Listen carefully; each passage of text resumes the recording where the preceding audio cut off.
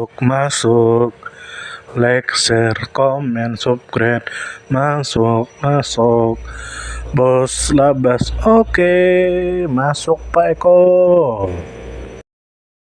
Bertemu lagi dengan kita semua. Semoga kita semua dan orang tua kita disehatkan badan, dilancarkan rizki, dikabulkan segala keinginan, diberkahi umur, dimasukin ke surga. Kita masuk ke video, apa itu binatang atau hewan? Tentu kita semua tahu bahwa hewan atau binatang atau satwa adalah organisme atau makhluk hidup yang mempunyai sel atau banyak sel yang membentuk kerajaan biologi animalia. Badak Sumatera tentu kita tahu tentangnya. 1. Badak Sumatera juga dikenal sebagai badak berambut atau badak Asia bercula 2. Merupakan spesies langka dari famili Rhinocerotidae dan termasuk salah satu dari 5 spesies badak yang masih lestari.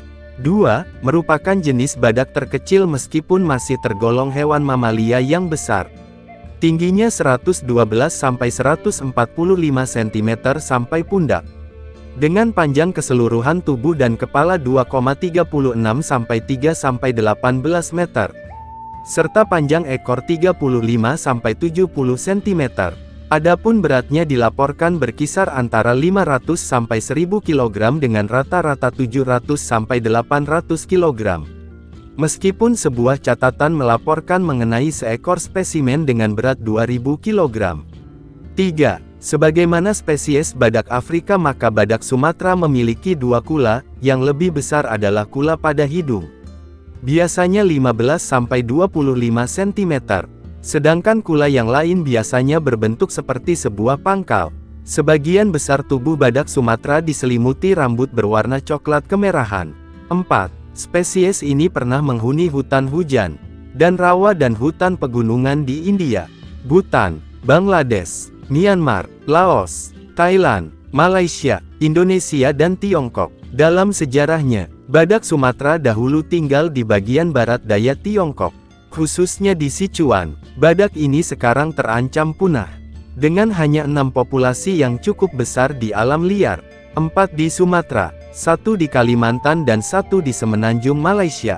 5. Jumlah badak Sumatera sulit ditentukan karena mereka adalah hewan penyendiri yang tersebar secara luas. Tetapi dapat diperkirakan kalau jumlahnya kurang dari 100 ekor. Ada keraguan mengenai kelangsungan hidup populasinya di Semenanjung Malaysia dan salah satu populasi di Sumatera mungkin sudah punah. Jumlah mereka saat ini mungkin hanya 80 ekor. Lalu kemudian pada tahun 2015 maka para peneliti mengumumkan bahwa badak Sumatera Timur di bagian utara Kalimantan telah punah. 6. Dalam sebagian besar masa hidupnya, badak Sumatera merupakan hewan penyendiri kecuali selama masa kawin dan memelihara keturunan. Mereka merupakan spesies badak yang paling vokal dan juga berkomunikasi dengan cara menandai tanah dengan kakinya, memelintir pohon kecil hingga membentuk pola dan meninggalkan kotorannya. Spesies ini jauh lebih sering dikaji daripada badak Jawa yang sama tertutupnya. Banyaknya kajian mengenai badak Sumatera merupakan dampak tidak langsung dari sebuah program pelestarian yang membawa 40 badak Sumatera ke dalam konservasi ex situ. Sedikit sekali pengetahuan mengenai prosedur yang diharapkan dapat membantu perkembangbiakan ex situ badak Sumatera. 7. Sejumlah badak mati di beberapa lokasi tujuan penangkaran dan tak ada satupun bayi badak yang dilahirkan selama hampir 20 tahun. Populasi yang tersisa kini terisolasi di dalam habitat mereka yang semakin gundul. Lalu kemudian pada bulan Maret tahun 2016, seekor badak Sumatera terpantau kamera di wilayah Kalimantan. 8. Badak Sumatera yang pertama kali didokumentasikan ditembak di suatu daerah yang berjarak 16 km dari luar benteng Marlborough dekat pesisir barat Sumatera pada tahun 1793. Gambar hewan tersebut dan penulisan deskripsinya dikirimkan ke Joseph Banks, seorang naturalis yang kelak menjadi Presiden Royal Society, yang menerbitkan sebuah makalah tentang spesimen tersebut pada tahun yang sama. Lalu kemudian pada tahun 1814 spesies ini diberikan nama ilmiah oleh Johann Fischer von Waldheim, seorang ilmuwan Jerman dan kurator dari Museum Negara Darwin di Moskow, Rusia. 9. Badak Sumatera hidup di hutan pegunungan, rawa dan hutan hujan sekunder di dataran rendah maupun dataran tinggi. Badak tersebut mendiami daerah perbukitan yang dekat dengan air, terutama di bagian atas lembah-lembah yang curam dengan semak belukar yang sangat banyak. Badak Sumatera pernah tersebar secara berkesinambungan sampai jauh ke utara, yakni Birma, India Timur dan Bangladesh. Laporan-laporan yang belum dikonfirmasi juga menyatakan bahwa badak tersebut pernah menghuni Kamboja, Laos dan Vietnam. Semua hewan yang masih hidup dan diketahui tinggal di semenanjung Malaysia, Pulau Sumatera, dan Sabah, Kalimantan. Beberapa aktivis konservasi berharap masih dapat menemukan badak Sumatera di Birma. Walau sepertinya mustahil, gejolak politik di Birma telah mencegah pengkajian dan penelitian terkait kemungkinan adanya individu badak yang bertahan di sana. Laporan terakhir mengenai keberadaan hewan-hewan liar dari spesies ini di perbatasan India berasal dari tahun 1990-an. 10. Badak Sumatera tersebar secara luas jauh melebihi badak Asia lainnya, sehingga menyulitkan para aktivis atau ahli konservasi untuk melindungi spesies ini secara efektif. Hanya 5 daerah yang diketahui dihuni badak Sumatera: Taman Nasional Bukit Barisan Selatan, Taman Nasional Gunung Leser dan Taman Nasional Waikambas di Sumatera. Di Pulau Kalimantan berada di Lembah Danum dan di sebelah barat Samarinda. Lalu kemudian Taman Nasional Kerinci Seblat, taman nasional terbesar di Sumatera. Diperkirakan dihuni sekitar 500 badak pada tahun 1980-an. Tetapi populasi ini sekarang dianggap sudah punah karena perburuan liar. Sangat tidak mungkin ada seekor pun yang masih bertahan hidup di semenanjung Malaysia.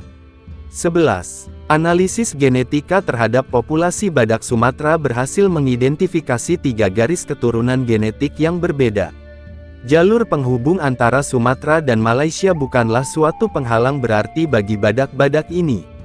Seperti pegunungan Bukit Barisan di sepanjang Sumatera. Sebab badak di Sumatera bagian timur dan semenanjung Malaysia memiliki kaitan yang lebih erat dibandingkan dengan badak di sisi lain pegunungan tersebut di Sumatera bagian barat. Dalam kenyataannya, badak Malaysia dan Sumatera Timur sedikit sekali memperlihatkan varian genetika. Populasi mereka kemungkinan besar tidak terpisah selama kala Pleistosen, ketika permukaan air laut jauh lebih rendah dan Sumatera merupakan bagian dari daratan utama pada kala tersebut. Namun populasi di Sumatera maupun Malaysia cukup dekat kaitannya secara genetik, sehingga perkawinan silang tidak akan menimbulkan masalah. Badak dari Kalimantan cukup berbeda sehingga para ahli genetika konservasi menyarankan untuk tidak menyilangkan garis keturunan mereka dengan populasi lainnya.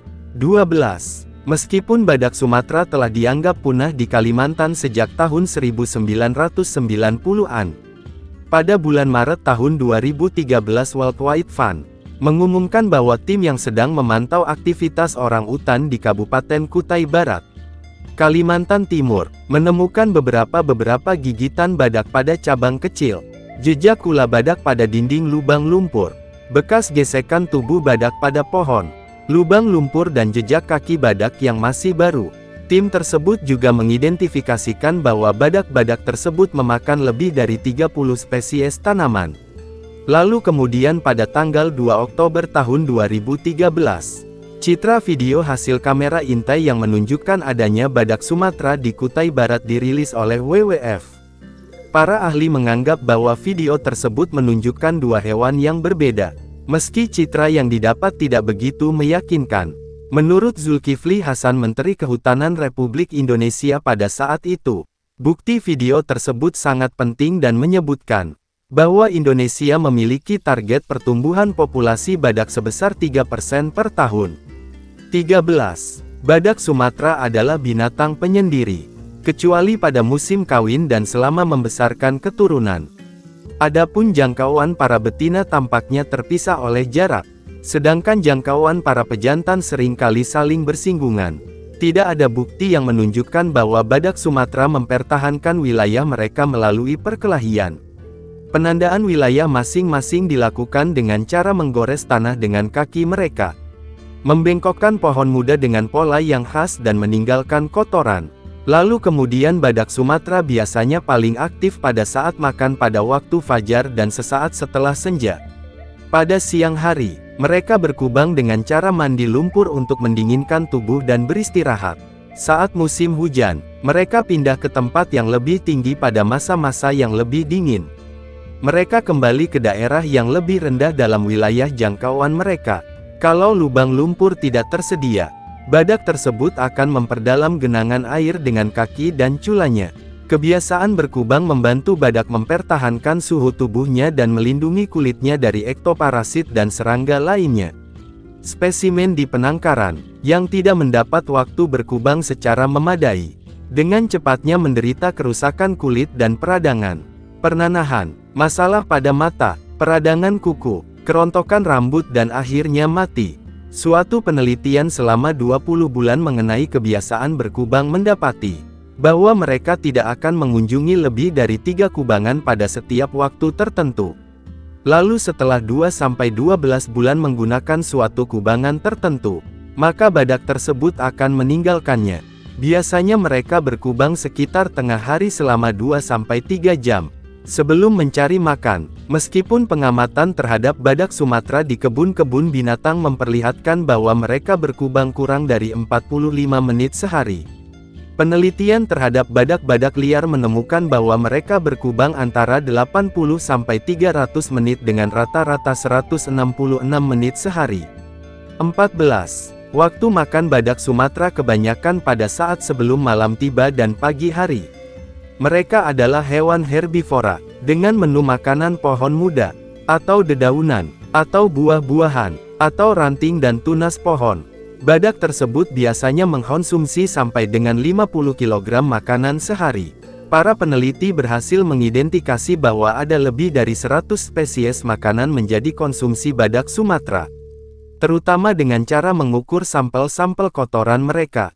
Porsi terbesar dari menu makanan mereka adalah anakan pohon dengan diameter batang 1-6 cm. Badak Sumatera biasanya mendorong pohon-pohon muda ini dengan tubuhnya, berjalan di atas pohon tersebut tanpa menginjaknya, untuk dapat memakan daun-daunnya. Banyak spesies tanaman yang dikonsumsi badak Sumatera hanya dalam porsi kecil, sehingga menunjukkan bahwa badak tersebut sering mengganti menu makanannya dan makan di lokasi yang berbeda. Di antara tanaman-tanaman yang paling umum dimakan badak Sumatera, terdapat banyak spesies dari suku Forbiaceae, Rubiaceae dan Melastomataceae. Spesies yang paling umum dikonsumsi badak tersebut adalah Eugenia. Menu makanan nabati dari badak Sumatera kaya akan serat dan hanya berkadar protein sedang. Proses menggaram sangat penting untuk nutrisi badak Sumatera. Tempat menggaram dapat berupa kolam lumpur, atau rembesan air asin atau mata air panas yang kecil. Tempat-tempat tersebut juga berperan sebagai fungsi sosial yang penting bagi badak-badak tersebut. Badak jantan berkunjung ke tempat itu agar dapat menangkap aroma betina yang sedang berahi. Namun beberapa badak Sumatera tinggal di daerah di mana tidak tersedia tempat menggaram, atau badak-badak tersebut belum teramati ketika sedang menggunakan tempat-tempat tersebut. Badak-badak ini dapat memenuhi kebutuhan mineral yang diperlukannya dengan cara mengkonsumsi tanaman yang kaya akan mineral. 15. Betina mencapai kematangan seksual pada usia 6-7 tahun, sedangkan jantan pada usia sekitar 10 tahun. Periode gestasi badak Sumatera sekitar 15-16 bulan. Lalu kemudian seekor anak yang mana beratnya secara umum 40-60 kg. Di sapi setelah berusia sekitar 15 tahun dan tetap tinggal bersama induknya selama 2-3 tahun pertama hidupnya. Di alam liar, interval kelahiran spesies ini diperkirakan antara 4-5 tahun. Belum ada penelitian tentang bagaimana perilaku atau cara mereka mengasuh keturunannya secara alamiah. Kebiasaan perkembangbiakan badak Sumatera telah diteliti dalam penangkaran.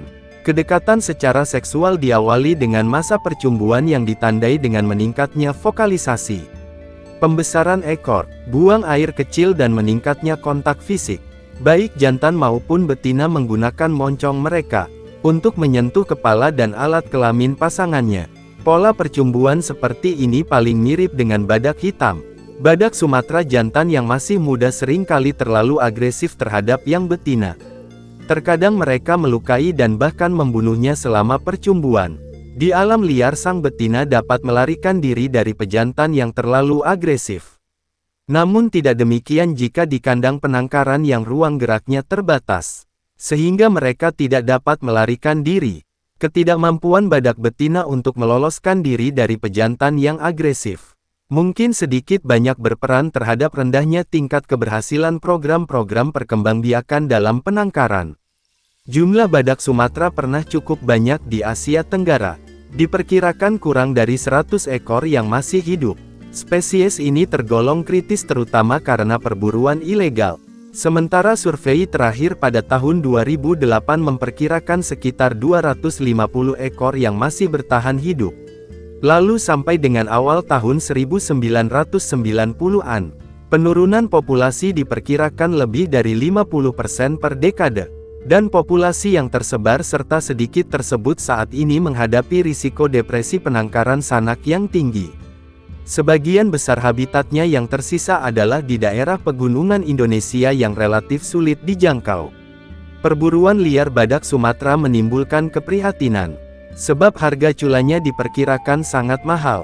Spesies ini telah diburu secara berlebihan selama berabad-abad, sehingga membuat populasinya sangat berkurang dan masih mengalami penurunan hingga sekarang.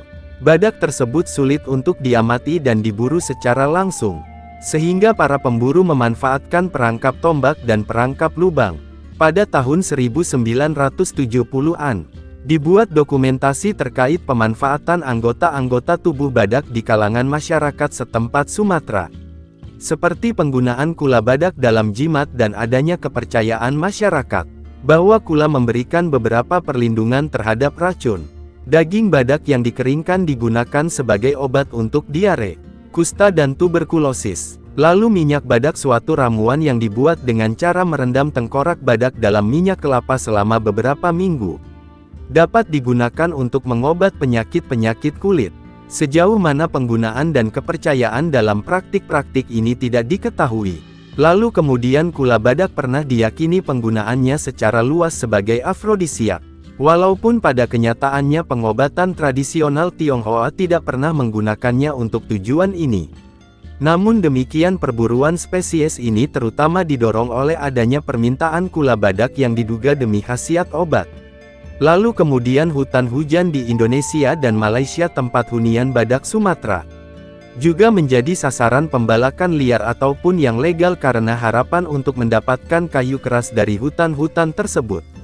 Kayu langka seperti merbau, meranti dan semaram sangat bernilai tinggi di pasar internasional. Penegakan hukum atas penebangan liar sulit dilakukan karena adanya kehidupan manusia di dalam atau dekat dengan banyak dari hutan yang sama dengan yang dihuni badak tersebut. Gempa bumi dan tsunami Samudra Hindia pada tahun 2004 telah digunakan sebagai alasan untuk membenarkan aktivitas penebangan kayu yang baru. Meskipun kayu keras dalam hutan hujannya badak Sumatera ditujukan untuk pasar internasional dan tidak banyak digunakan dalam bidang konstruksi di dalam negeri, jumlah izin penebangan hutan ini telah meningkat secara dramatis akibat tsunami tersebut. Tetapi, walaupun badak Sumatera disebut-sebut sangat sensitif terhadap gangguan habitat, tampaknya hal ini tidak sebanding dengan adanya aktivitas perburuan. Sebab mereka sedikit banyak mampu bertahan dalam kondisi hutan apapun. Badak Sumatera Timur dipastikan telah punah di alam liar pada bulan April tahun 2015. Dan hanya tersisa 3 ekor di penangkaran. Sementara badak Sumatera daratan di Malaysia dipastikan telah punah di alam liar pada bulan Agustus tahun 2015. Sejumlah cerita rakyat mengenai badak Sumatera berhasil dihimpun oleh para pemburu dan naturalis kolonial sejak pertengahan abad ke-19 hingga awal abad ke-20. Lalu kemudian di Burma pernah tersebar luas suatu keyakinan bahwa badak Sumatera memakan api. Lalu kemudian hikayat-hikayat menggambarkan badak yang makan api tersebut mengikuti asap sampai ke sumbernya, terutama api unggun, dan kemudian menyerang kampnya. Ada juga kepercayaan rakyat Burma bahwa waktu terbaik untuk berburu adalah setiap bulan Juli. Sewaktu badak-badak Sumatera berkumpul di bawah sinar bulan purnama, Lalu kemudian di Malaya, dikatakan bahwa kula badak tersebut berongga dan dapat digunakan sebagai semacam selang untuk menghirup udara dan menyemprotkan air. Adapun di Malaya dan Sumatera, pernah ada kepercayaan bahwa badak Sumatera meluruhkan culanya pada setiap tahun dan menguburnya di dalam tanah. Adapun di Kalimantan, badak tersebut dikatakan memiliki suatu kebiasaan karnivora yang aneh.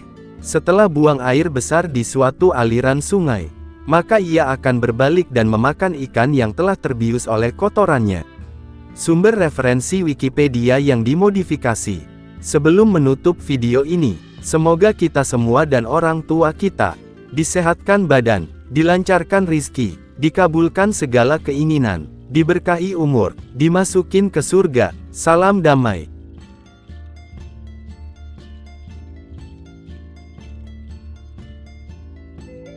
Terima kasih, mampir.